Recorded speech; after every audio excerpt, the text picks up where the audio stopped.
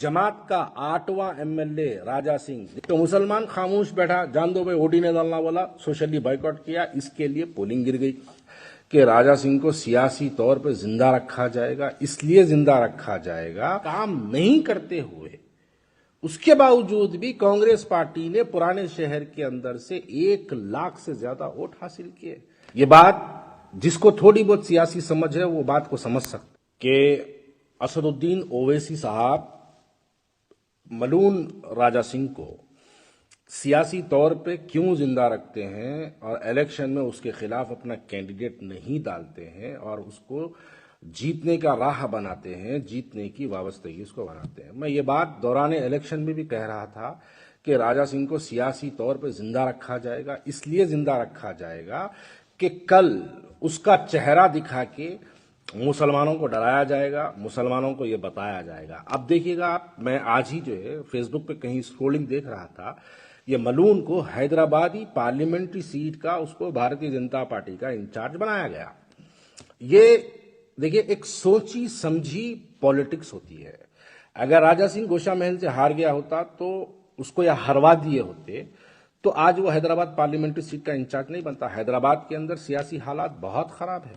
हैदराबाद के अंदर मैं अगर वाजे तौर पर इस्तेमाल करूं, जितने वोट एमआईएम को पड़े हैं उतने ही वोट एमआईएम के खिलाफ इस्तेमाल हुए हैं शहर हैदराबाद के अंदर।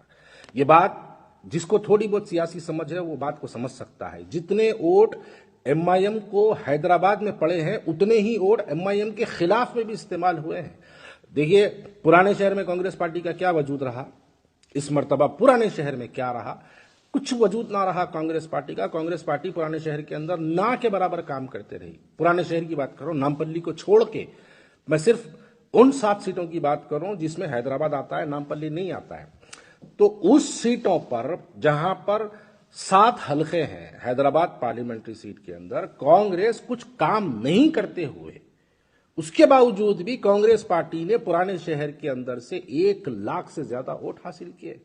आप बताइए अब आने वाले पार्लियामेंट इलेक्शन के अंदर, अब तो कांग्रेस पार्टी पावर में है, असल में असदुद्दीन ओवैसी साहब को बीजेपी से डर नहीं है।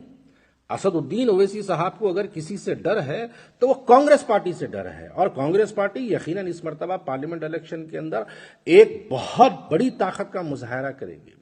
आप बताइए क्या याकूतपुरे में जो जमात के खिलाफ, मैं उसमें 1 लाख में याकूतपुरे को जो वोट मिले हैं अमजदुल्ला खान को मैं उसकी ऐड नहीं कर रहा हूं, उसको तो छोड़ के बात कर रहा हूं मैं।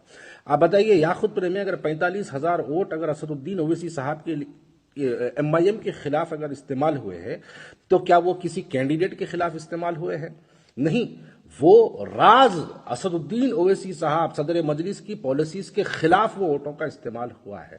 चंद्रायन गुट्टे के अंदर जितने वोट, चंद्रायन गुट्टे में भी बहुत से वोट जमात के खिलाफ इस्तेमाल हुए। कांग्रेस पार्टी ने वहां पर 14 या 17,000 वोट जो है कांग्रेस पार्टी ने हासिल किया, वो वोट जो इस्तेमाल हुए। अब अगर आप पूरे वोट्स को अगर एमपी इलेक्शंस में मिला लेंगे तो ये 1 लाख से ज्यादा वोट्स है। और आने वाली एमपी इलेक्शंस के अंदर कांग्रेस पार्टी अपना एक बहुत बड़ी ताकत का मुजाहरा करेगी। मुसलमानों के लिए अब तक एक मौका नहीं था कि जमात के खिलाफ अपने वोट का इस्तेमाल करेंगे तो किसके लिए करेंगे, लेकिन इस मर्तबा कांग्रेस पार्टी ने हैदराबाद के अंदर ये जो आने वाले पार्लियामेंट इलेक्शन के अंदर है यकीनन बहुत अच्छे कैंडिडेट को डालेगी कांग्रेस पार्टी हैदराबाद के अंदर। तो उसके मुकाबिल में असदुद्दीन ओवैसी साहब को इस बात का अंदाजा, देखिए असदुद्दीन ओवैसी साहब को मैं बहुत बड़ा जो है उनको एक इंटेलेक्चुअल पॉलिटिशियन कहता हूं कि वो बहुत अच्छे कैलकुलेशंस करते हैं। उनको बहुत अच्छी तरीके से अंदाजा होता है कि कहां पे क्या हो सकता है, पॉलिटिकली क्या हो सकता है। मैं इस बात के लिए असदुद्दीन ओवैसी साहब को सराहता हूं, इस बात के लिए मैं असदुद्दीन ओवैसी साहब को मानता हूं कि उनको मालूम है कि आने वाले इलेक्शंस के अंदर क्या हालात बनेंगे। तो उसी को मद्देनजर रखते हुए असदुद्दीन ओवैसी साहब ने अपने 8वें एमएलए को, जमात के दरअसल जो 8वां एमएलए है, उस 8वें एमएलए को अपनी सियासी ताकत को जिंदा रखने के लिए, क्योंकि उसको जिताए भी थे उसी के मकसद के लिए।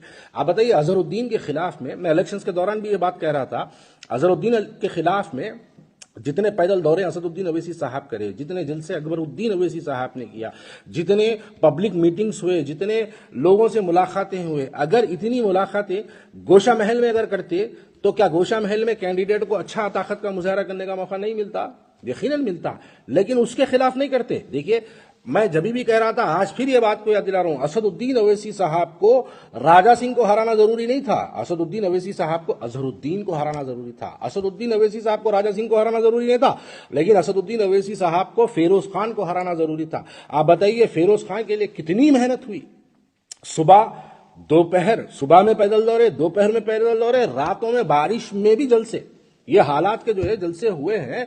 तो अब यकीनन आने वाले पार्लियामेंट इलेक्शन के अंदर असदुद्दीन ओवैसी साहब ये मलून का चेहरा दिखा के मुसलमानों को जो है डराने का काम अब शुरू करेंगे। अब बताएंगे देखो मुसलमानों, अब लोगों के अंदर जो है गश्त बातें शुरू होगी। अब ये जो लोग जो है जिनको पॉलिटिकली समझ नहीं है वो लोग ये बात शुरू करते हैं, देखो भाई अब अपन जो है आपस में बटना नहीं भाई, वो बटा तो जो है गुस्साखे नबी बीच में से जीत जाएगा खुदा ना खास्ता, बोल के जो है अब लोगों के अंदर ये बातों को गश्त, ये जो बातें गश्त होती है इसका माहौल जो बना है, वो माहौल बनाने वाले को आप समझिएगा। ये माहौल बनाने वाले का नाम असदुद्दीन ओवैसी है। गोशा महल से उसको हराना आप नहीं हराए, अब उसको सियासी तौर पे उसको जो है लाके हैदराबाद का जो है इंचार्ज बना के जो है मुसलमानों को डराने का काम असदुद्दीन ओवैसी, मुबारकबाद है उसके लिए आपको कि आप उसको जिताए थे इस वास्ते कि तू जीत के आ, कल बुरे वक्त में तू मेरा साथ दे, और अब दे रहा और ईमानदारी से पूरा साथ दे रहा। अब देखिए आते आते अब फिरका पराना बयानात शुरू हो जाएंगे उसके, अब वो उसके आते आते ओवैसी साहब के खिलाफ में दबागे उन्हें तकरीरा करेंगे, दबागे बोलेंगे, और हमारे जज्बाती मुसलमान बोलेंगे नहीं भाई इस मरतबा नो कॉम्प्रोमाइज, असद साहब को वोट डालना, नहीं डाले तो जो है वो मलून जीत जाता, वो बीजेपी जीत जाती है। अब ये बातें शुरू होने वाले रहते हैं, ये आने वाले दिनों में ये होने वाला है। अब जैसे ही ये शुरू होता, असदुद्दीन ओवैसी साहब यही मकसद से राजा सिंह के खिलाफ कैंडिडेट नहीं डाले थे क्योंकि उसको जिंदा रखना था सियासी तौर पे। अब यही मकसद के लिए बीजेपी उसको इंचार्ज बना के डाली। तो ये बात से आपको और हमको समझने की जरूरत है कि जहां जहां उत्तर प्रदेश में जाके बीजेपी को मदद करके बीजेपी को जिता के आए, जहां बीजेपी के हालात बुरे थे वहां पर बीजेपी की ताकत देख के आया असदुद्दीन ओवैसी साहब। आज जब हैदराबाद के बुरे हालात हो गए तो बीजेपी इनकी मदद के लिए ये मलून को हैदराबाद से डाली है। तो ये बात मुसलमान समझता है। यकीनन अब तक हैदराबाद के मुसलमान के पास कोई पॉलिटिकली उनके पास ऑप्शन नहीं था कि वो अगर अपना वोट का इस्तेमाल करेंगे तो किसके लिए करेंगे, लेकिन इस मर्तबा हैदराबाद के मुसलमान सियासी तौर पे बहुत ज्यादा शऊर वाला हो चुका है। अब वो सियासी तौर वो जमाना चलेगा, जीप में ठहर के हाथ बताए तो जीतने का जमाना चले गया। अब मुसलमान अपने वोट का इस्तेमाल करेंगे हैदराबाद के अंदर तो सोच समझ के। देखिए हैदराबाद के पिछले जो पार्लियामेंट इलेक्शन हुए, आप पिछले पार्लियामेंट असेंबली इलेक्शंस जो हुए, आप असेंबली इलेक्शंस को उठा के देखिएगा, पोलिंग परसेंटेज इतना कम क्यों हुआ, जमात के खिलाफ लोग अपने वोटों का इस्तेमाल क्यों किया, क्योंकि हैदराबाद का मुसलमान बैठ के असदुद्दीन ओवैसी साहब की उत्तर प्रदेश में दी हुई तकरीर को सुन रहा था, सोशल मीडिया के जरिए सुन रहा था, बिहार में दी हुई तकरीर को असदुद्दीन ओवैसी साहब के यहां बैठ के हैदराबाद का मुसलमान सुन रहा था खामोशी में। क्योंकि जब मुखालिफत का दौर नहीं था, जब मुखालिफत में कोई लोग नहीं थे तो मुसलमान खामोश बैठा, जान दो भाई वोट ही नहीं डालना बोला, सोशली बाइकआउट किया, इसके लिए पोलिंग गिर गई। लेकिन जहां पर मुखालिफत थी वहां पर अपने वोटों का जमात के खिलाफ भरपूर इस्तेमाल किया गया। वो जो इस्तेमाल हुआ वहां पे मुसलमानों के जो है समझ में आया कि आज हमारे पास, जमात को भी ये बात समझ में आ गई कि आज हमारे पास एक ऑप्शन है, अपोजिशन में एक ऑप्शन है, ये लोग निकले। अब यहां से असेंबली इलेक्शंस के बाद से आप देख रहे हैं गली गली पैदल दौरे कर रहे हैं। अगर याखुतपुरे वाले ये नतायज नहीं देते, नामपल्ली वाले अगर ये नतायज नहीं देते तो असदुद्दीन ओवैसी साहब आज किसी न किसी स्टेट में किसी इलेक्शंस के अंदर पार्टिसिपेट किए होते, वहां पर जाके जिला परिषद पे तो भी पार्टिसिपेट किए होते किसी भी तरीके से बहरहाल। लेकिन हैदराबाद का मुसलमान इनको हैदराबाद में रोक रखने के लिए, दूसरे स्टेट्स में जाके भारतीय जनता पार्टी को सपोर्ट नहीं करने के लिए यह नतायज दी है। और उसी के बदले में जमात का 8वां एमएलए राजा सिंह, देखिए लोग समझिए बात को, जमात का 8वां एमएलए, मैं उसको इलेक्शन के दौर से बोल रहा हूं, इन्हें जमात के दरअसल मजलिस AIMIM के दरअसल हैदराबाद में 7 एमएलए नहीं है मेरे भाई।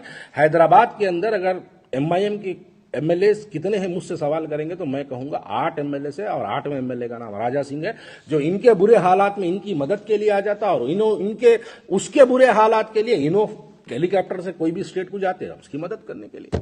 ख्वाजा बिलाल की जानिब से जो इल्जामात लगाए गए, आप लोगों की क्या राय है इससे मुतालिक कमेंट जरूर करिए। इंशाल्लाह अगले वीडियो में मुलाकात होंगी। अल्लाह हाफिज़।